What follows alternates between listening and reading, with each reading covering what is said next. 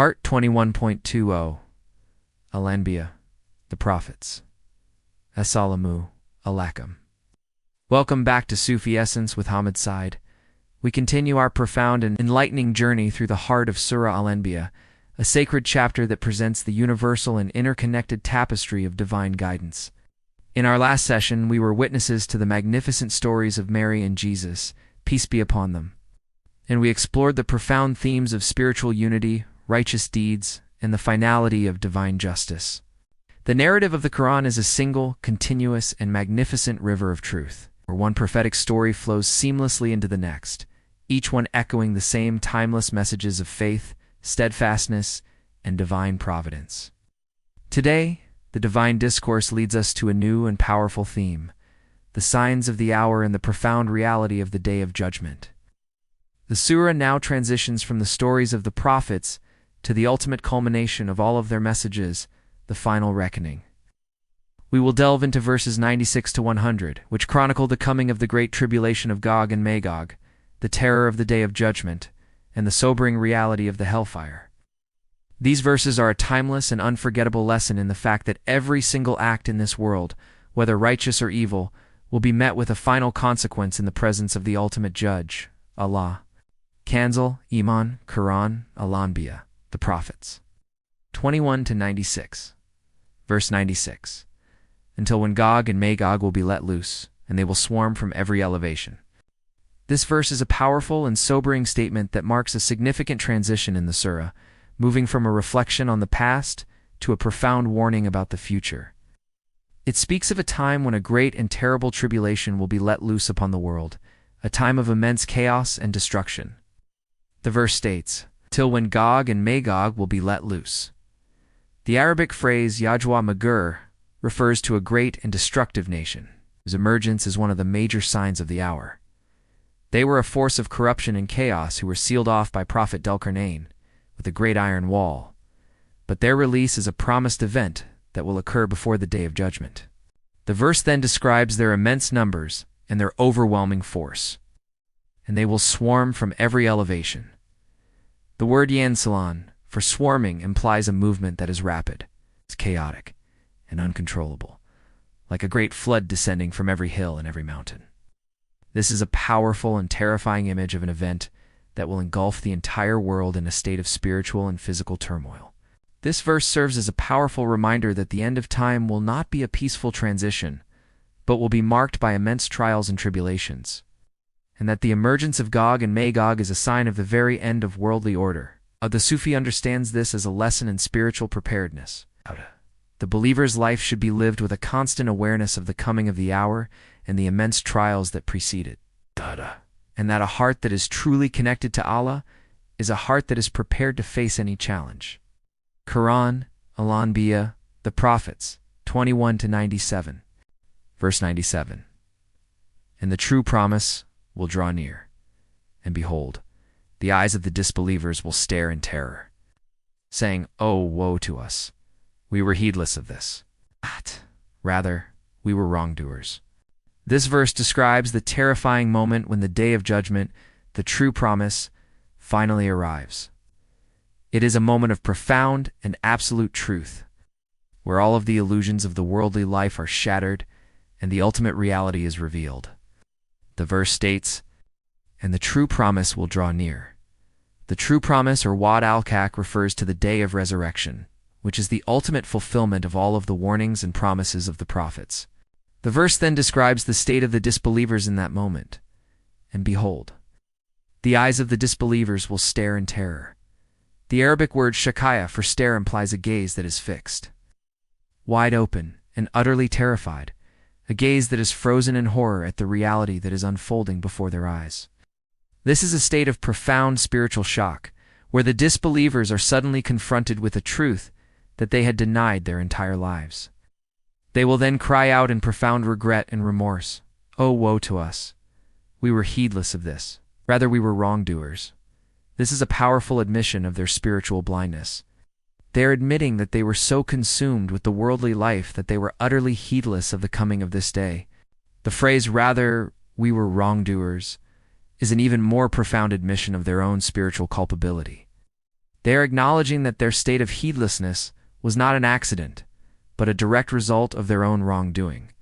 The Sufi understands this as a lesson in spiritual wakefulness, that a believer's life should be lived with a constant state of awareness of the Day of Judgment, and that the only way to avoid the terror of that day is to live a life that is completely centered on the truth of Allah.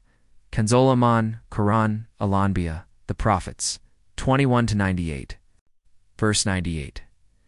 Indeed, you disbelievers, and whatever you worship instead of Allah will be the fuel of hell. You will enter it. This verse is a powerful and definitive statement of divine justice, declaring the ultimate fate of the disbelievers and their false gods. The verse states, Indeed, you disbelievers and whatever you worship instead of Allah will be the fuel of hell. The Arabic word wagub, for fuel, implies a substance that is used to feed a fire, to make it burn even more intensely. This is a profound and chilling image. It's the false gods that they worshipped, whether they were idols, statues, or concepts, will be cast into the fire to serve as its fuel, to be a source of torment for those who worship them. This is a powerful act of divine justice, where the very objects of their false worship will become the source of their punishment. The verse then declares their inescapable fate. You will enter it. The Arabic word diridin for enter implies a state of being completely and utterly submerged in the fire with no chance of escape. A handsome, good-looking, wider shoulders and upper part of chest out. Sufi is wearing green skullcap in the foreground, integrated into this scene. This verse serves as a powerful and undeniable reminder of the immense seriousness of polytheism and the ultimate finality of a spiritual choice that is based on the worship of anything other than the one true God. Allah. The Sufi understands this as a lesson in the folly of false worship, that a heart that is attached to anything other than the Creator will ultimately find that its object of attachment is not a source of salvation, but a source of eternal torment, and that the only true path to salvation is through a heart that is completely and utterly surrendered to the one true God. Kanzul Iman, Quran, Al-Anbiya, the Prophets, 21-99, verse 99. Had these false gods been true gods, they would not have entered it, and all will abide therein eternally. This verse presents a powerful and undeniable logical argument that completely shatters the very foundation of polytheism. The verse poses a simple yet profound question. Had these false gods been true gods, they would not have entered it. This is a masterful piece of intellectual discourse. If the idols and the false gods that they worshipped were truly divine, they would have been able to save themselves from the fire. The very fact that they are in the fire is the ultimate proof that they were not gods. It is a logical and spiritual paradox that completely exposes the spiritual emptiness of their beliefs. A true God would not be a subject of punishment. He would be the ultimate source of all power and justice. The verse then declares the ultimate fate of all of them, and all will abide therein eternally. The Arabic word kidden, for abide therein eternally, implies a state of being forever in the fire, with no hope of ever leaving. This is a terrifying and absolute statement of the finality of their state. The false gods and their worshippers will be forever in a state of mutual torment, each one a constant reminder of the spiritual error of the other. The Sufi understands this as a lesson in the nature of divinity, that a true God is a being who is utterly independent of all things, and that any being who is dependent on another is not worthy of worship, and that the only true God is the one who is the Lord and Creator of all things. Kanzul Iman, Quran, Al-Anbiya, the Prophets, 21-100, verse 100. For them therein is sighing, and they will not hear anything therein. This final verse in our segment is a powerful and chilling description of the psychological and spiritual state of the inhabitants of the fire. The verse states, For them therein is sighing. The Arabic word zafir for sighing implies a profound and continuous sound of deep, heavy breathing, a sound that is a direct result of the immense torment and suffering that they are enduring. This is not a physical sigh, but a spiritual one, a sound that is the very manifestation of their deep regret and their utter despair. It is a sound that will constantly remind them of the choices they made in their worldly lives and the eternal consequences of those choices. The verse then adds an even more chilling detail, and they will not hear anything therein. This is a state of complete and utter spiritual isolation. They will be in a state of eternal silence, unable to hear anything that would give them hope or comfort. They will be completely cut off from all forms of divine mercy and all forms of worldly solace. This is the ultimate spiritual torment, a state of profound and eternal loneliness. Handsome, good-looking, wider shoulders and upper part of chest out, Sufi is wearing green skull cap in the foreground, integrated into this scene. This verse serves as a powerful and sobering reminder of the ultimate and final consequence of a life lived in spiritual darkness and heedlessness. The Sufi understands this as a lesson in the consequences of spiritual heedlessness, that a heart that is deaf to the signs of Allah in this world will ultimately be deaf to all things in the next, and that a heart that is filled with the remembrance of Allah in this life will find a source of eternal peace and comfort in the next. Hadith, a powerful hadith from Sahih Muslim. Hadith 2901, beautifully complements this account. The Prophet, peace be upon him, said, "The believer who is in the lowest degree of paradise will have gardens and palaces, and he will see his Lord."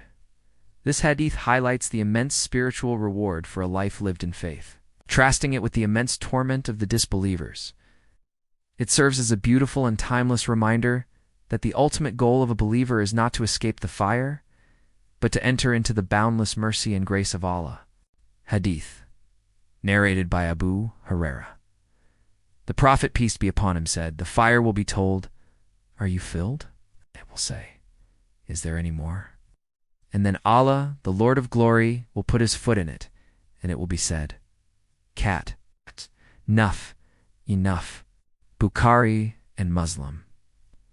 This hadith is a powerful and sobering description of the ultimate and final destination of the disbelievers, highlighting the profound and absolute power of Allah over all things, even over the fire itself. Let us now supplicate, drawing from the profound lessons of these verses, asking Allah to grant us a deeper understanding and to guide our every step. O Allah, the Lord of all things, we seek refuge in you from the trials of the day of judgment and the punishment of the fire.